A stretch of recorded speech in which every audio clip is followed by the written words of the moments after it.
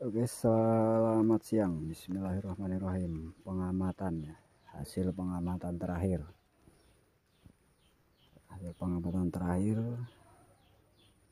Budidaya kemukus itu paling aman satu, pembentukan lahan atau gundukan,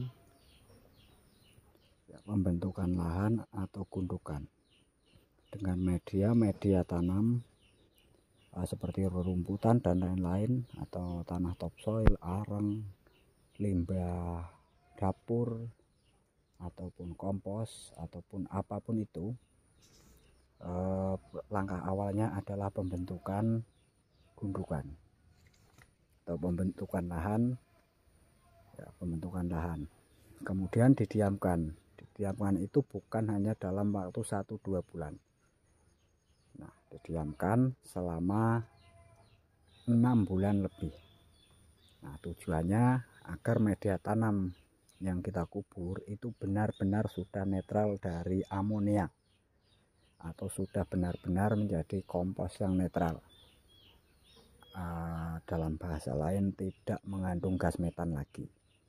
Nah, alhasil itu akan lebih maksimal di dalam pertumbuhan dan daya tahan. Nah, intinya singkatnya atau praktisnya, sebelum melakukan penanaman itu mengolah lahan, kemudian didiamkan selama 6 bulan atau lebih. Nah, baru kemudian ditanami. Nah, bagaimana jika rumputnya udah pasti jelas tumbuh tinggi? Didiamkan saja, biarkan, kemudian nanti dibabat tipis-tipis, digemburkan di sekitaran titik tanamnya saja ketika sudah mau menanam.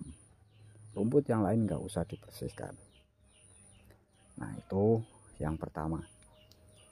Nah, yang kedua, selama masa perawatan atau masa tanam, atau di tahun awal pertama, tahun pertama itu jangan sampai menutupi tunas barunya. Misalkan sudah 1 jengkal atau 2 jengkal di dalam tajar, itu rumputnya itu jangan sampai menutupi tunas barunya itu. Tapi jangan jangan dicabut atau dicangkul, cukup dipotong pendek saja.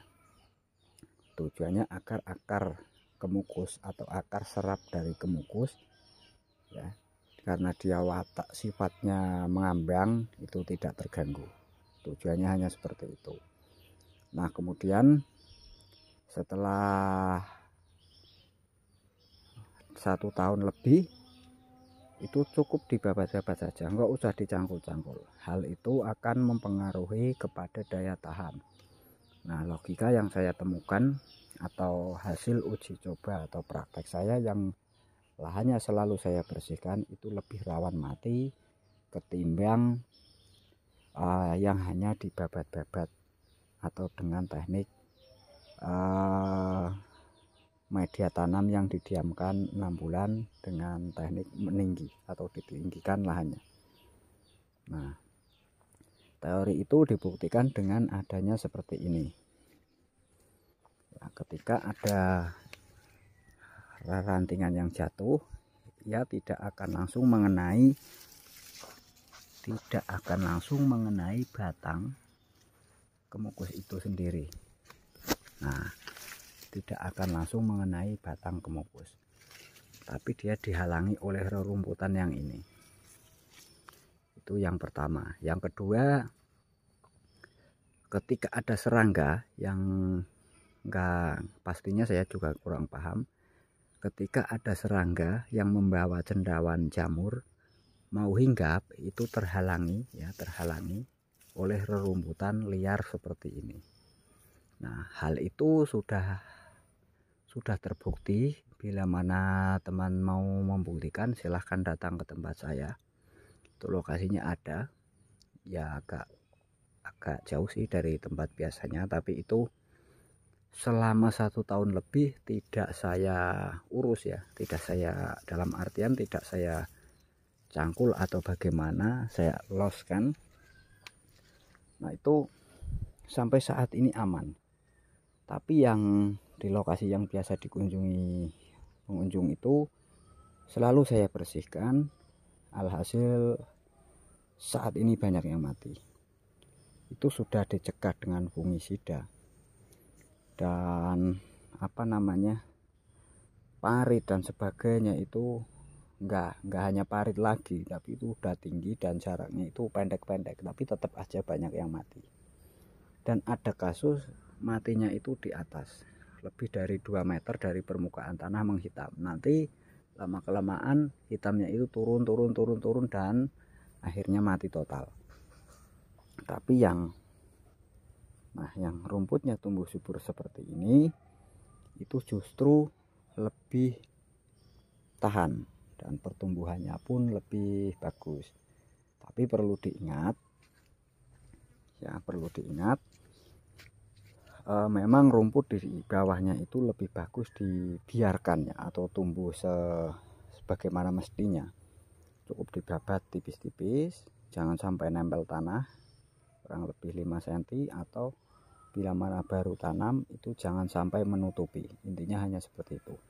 Nah, yang perlu diingat atau yang perlu diperhatikan adalah atas, ya, sinar matahari dari atas.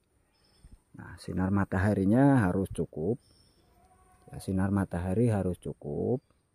Nah, nanti dengan seperti itu pertumbuhannya akan bagus dan juga apalagi terutama di awal-awal musim hujan, ya, untuk memacu pertumbuhan tunas baru dan sekaligus bunganya.